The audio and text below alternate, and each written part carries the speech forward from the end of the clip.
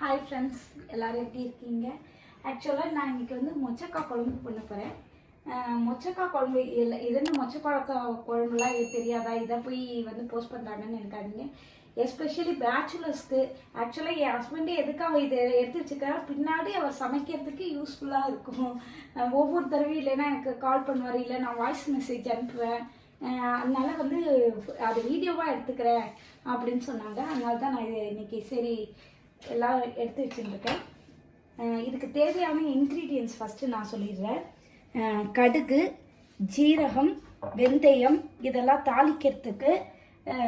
அப்புறம் வந்து குழம்பு பொடி வந்து ஆஸ் யூஷுவல் நீங்கள் யூஸ் பண்ணுறதுனா குழம்பு பொடி இல்லைனாலும் மல்லிப்பொடியும் மிளகா பொடியும் யூஸ் பண்ணிக்கலாம். அப்புறம் மஞ்சள் பொடிக்கு அப்புறம் நல்லெண்ணெய் கிட்டத்தட்ட 2 ஸ்பூனுக்கு இருக்குன்னு நினைக்கிறேன். இன்னொன்று அடுத்த பாட்டில் எடுக்கணும். நல்லெண்ணெய் எடுத்துகிட்டு இருக்கேன் 2 ஸ்பூன்.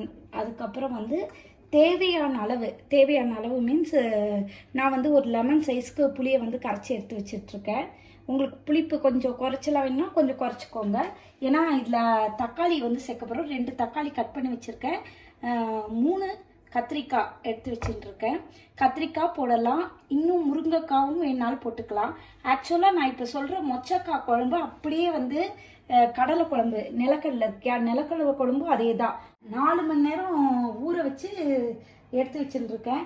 உங்களுக்கு நல்லா சீக்கிரத்தில் வேகணும் இது பண்ணணும்னா இதை வந்து ஒரு 2 விசில் விட்டு கூட எடுத்து வச்சுக்கோங்க. நான் வந்து வேக வைக்கல, வெறும் இது ஒன்றி பண்ணி வச்சிட்ருக்கேன். ஊற வச்சு 4 மணி நேரம் ஊற வச்சு எடுத்து வச்சுருக்கேன் மொச்சக்காயை.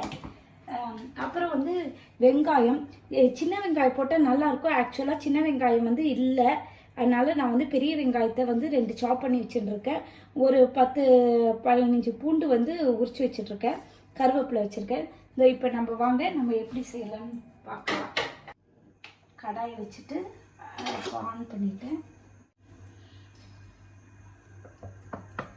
நல்லெண்ணெய் 2 ஸ்பூன் கரெக்டாக இருக்குது.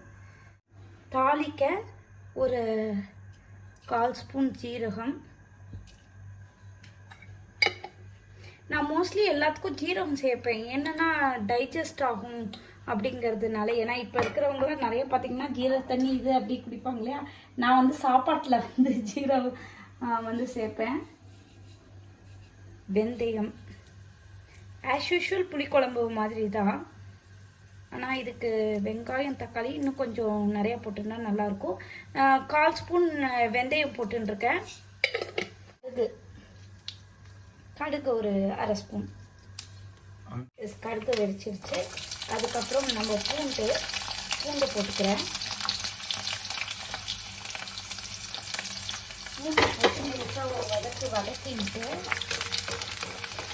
வதக்கினதுக்கப்புறம் வெங்காயம் சின்னதாக பெரிய வெங்காயம் 2 கட் பண்ணி வச்சுருக்கீங்களா, அதை ஃபுல்லாக போட்டுக்கிறேன்.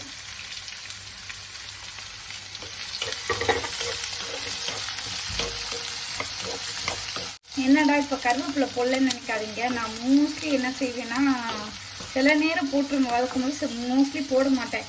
என்னென்னா வதக்கும் போது போட்டால் அதோட சத்து போய்டுன்னு சொல்லுவாங்க. அதனால எல்லாத்தையும் கரைச்சி விட்டுட்டு அதுக்கப்புறம் தான் நான் போடுவேன். நல்லா வதங்கட்டும்.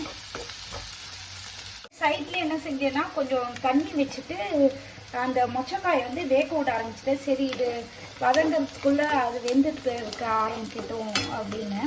அப்படியே கத்திரிக்காயும் கட் பண்ணி வச்சுட்டேன். இதோ நல்லா வெந்துருச்சு. வெங்காயம் வதங்கிருச்சு. நல்லா வதங்கினதுக்கப்புறம் தக்காளி ஆட் பண்ணி நல்லா மேஷ் ஆகிற அளவுக்கு அதை வதங்க விடுங்க. ஏன்னா பசங்களாம் அதை எடுத்து பொறுக்கி வைக்கிறதுல தான் இருப்பாங்க. இதில் கொஞ்சம் உப்பு ஆட் பண்ணிக்கிறேன் வதங்கிறதுக்கு, சீக்கிரம்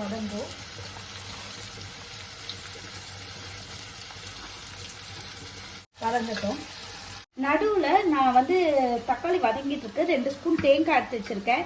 நான் இதை வந்து இன்க்ரீடியன்ட் சொல்லும் போது உங்களுக்கு சொல்லலை. ஏன்னா வந்து சில பேர் தேங்காய் வந்து சேர்த்துப்பாங்க, சில பேர் கொலஸ்ட்ரால். ஆக்சுவலாக தேங்காவை பொறுத்த வரையும் குட் கொலஸ்ட்ரால் தான். ஆனால் வந்து தேங்காய் ரா மில்காக எடுத்துன்னு தேங்காய் பால் இல்லை தேங்காய் ரொம்ப வதங்காமல் ரொம்ப இது பண்ணாமல் அப்படி எடுத்துட்டா வந்து குட் கொலஸ்ட்ரால் அப்படின்னு சொல்கிறாங்க. ரொம்ப அது இது பண்ணக்கூடாது. நான் லாஸ்ட்டாக தேங்காய் பால் வந்து அரைச்சி ஊற்றுறேன். 2 ஸ்பூன் எடுத்துட்டுருக்கேன். தக்காளியும் வதங்கிடுச்சு இல்லையா? இந்த தக்காளி வதங்கினதுக்கு அப்புறமா நல்லா மேஷ் பண்ணிக்கிறேன். ஏன்னா பசங்க வந்து இல்லைன்னா ஒரு குழம்பு சாப்பிடும், ஒரு குழம்பு சாப்பிடாது. தக்காளி இது பண்ணா கத்திரிக்காவையும் போட்டுக்கிறேன். கத்திரிக்காவையும் கொஞ்சம் ஒரு 2 நிமிஷம் அதோட வதக்கிடுவேன். எந்த ஒரு புளிக்குழம்புக்குமே மோஸ்ட்லி இது மாதிரி செஞ்சுட்டிங்கன்னா ரொம்ப ஈஸியாக இருக்கும். தேங்காய் ஒன்றியும் அரைச்சி விடுறது அவங்கவுங்க விருப்பம். நான் வந்து வெறும் வத்த குழம்புக்கு கொஞ்சம் புளிப்பு கூட இருக்கும் இல்லையா, ஸோ கொஞ்சோண்டு வெல்லம் சேர்த்துப்பேன். இதில் சேர்த்துக்கல, இதில் தேங்காய் தான் இது பண்ணுறேன். இதோ வதங்கிடுச்சு, அவ்வளோதாங்க. இப்போ வந்து 1/4 ஸ்பூன் மஞ்சள் பொடி,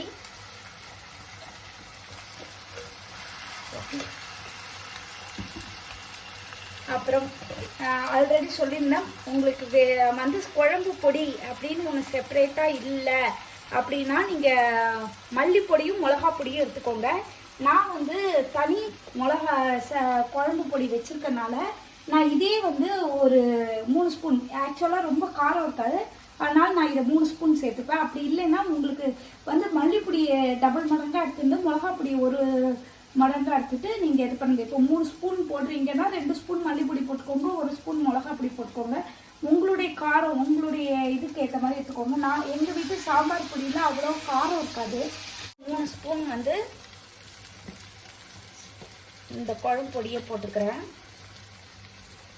ராஸ் மிளகு போட்டோம், சும்மா ஒரு 2 வதக்கு போட்டு வதக்கிக்கிட்டு உங்களுக்கு தேவையான அளவு புளி வந்து நான் லெமன் சைஸ் எடுத்துருக்கேன்னா அதை வந்து ஆல்ரெடி கரைச்சி வச்சுட்டேன், ஊற்றிக்க வேண்டியதான். ஊற்றிக்கிற ஸ்டேஜ் இருக்கு இல்லையா, ஆக்சுவலாக நான் தண்ணி வந்து குறைச்சி விட்டுருக்கேன்னு நினைக்காதீங்க. அந்த வேகத்தில் போட்டிருக்கேன் இல்லையா, அதையே நான் வந்து இதில் ஆட் பண்ணிடுவேன். அப்போ சைடில் வேக வச்சுருந்தேன் இல்லையா, அதை வந்து ஆட் பண்ண போகிறேன். அவ்வளோதாங்க, இதிலே பாதி வெந்துருச்சு. நம்ம வதக்கிற நேரம் இது பண்ணுற நேரத்துலேயே வேக விட்டாலே போகணும், தனி செப்பரேட்டு டைம்லாம் ஒன்றும் வேண்டாங்க. அவ்வளோதாங்க. நான் வந்து இந்த நேரத்தில் தான் கருவேப்பிலை வந்து போடுவேங்க மோஸ்ட்லி எல்லாம் கொதிக்கிற நேரத்தில். ஏன்னா அப்போ தான் அதோட வதங்கிட்ட மோஸ்ட்லி எண்ணெயில் வதங்கிறது எல்லாமே சத்து போயிடும் அப்படின்னு சொல்கிறாங்க. உண்மையோ பொய்யோ, ஏன்னா என் ஹேர் லாஸ் வந்து அதிகமாகிறதுனால பயம் வந்துருச்சு. அதனால் இப்போல்லாம் வந்து கொதிக்கிறப்ப தான் போடுறேன். இது வந்து கொதிக்கட்டுங்க, அவ்வளோதாங்க. இது முடிஞ்சிருச்சு. தேவையான உப்பு ஒண்டி செக் பண்ணிக்கோங்க. செக் பண்ணிவிட்டு வேணும்னா வந்து உப்பை வந்து ஆட் பண்ணிக்கோங்க. அவ்வளோதான். இப்போ குழம்பு வந்து பாருங்கள் நல்லா திக்காக வந்துருச்சு. இதோடய வேணுங்கிறவங்க போதுங்கிறவங்க இறக்கிக்கலாம். எல்லா புளிக்குழம்புமே இவ்வளோதாங்க, வேறு ஒன்றும் இல்லை. அதுக்கப்புறம் ஆனால் எனக்கு வந்து தேங்காய் வந்து நான் வந்து ஆட் பண்ணிக்கிறேன். 2 ஸ்பூன் அரைச்சி வச்சுங்க, அரைச்சதை ஆட் பண்ணிக்கிறேங்க. அவ்வளோதான். இது ஒரே 1 நிமிஷம் கொதிச்சிச்சுன்னா ஆஃப் பண்ண வேண்டியதுதான். உங்களுக்கு இந்த சமையல் பிடிச்சிருந்தா லைக் பண்ணுங்கள், ஷேர் பண்ணுங்கள், மறக்காமல் சப்ஸ்கிரைப் பண்ணுங்கள், பெல் பட்டனையும் ப்ரெஸ் பண்ணுங்கள். தேங்க்யூ.